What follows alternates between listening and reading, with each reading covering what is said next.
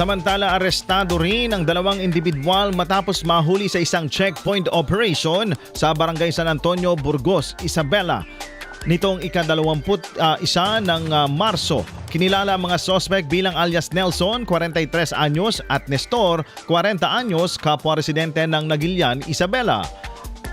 Kinilala or sakay sila ng isang puting Hyundai utility vehicle na pinaraw dahil sa hindi pagsusuot ng seatbelt.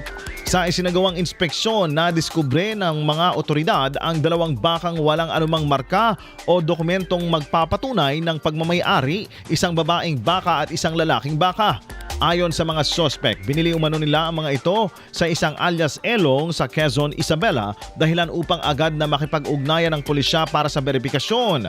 Gayunpaman, nang dumating si Elong sa Burgos Municipal Police Station, nabigo rin itong magpakita ng kaukulang papeles. Kaya tuluyang inaresto ang mga sangkot sa paglabag sa Anti-Cattle Rustling Law o Presidential Decree number 533.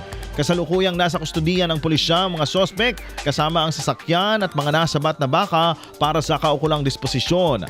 Ayon kay Isabela Police Provincial Director Police Colonel Manuel B. Bringas, patunay ang insidenteng ito sa pagiging epektibo ng pinaigting na checkpoint operations ng kapulisan.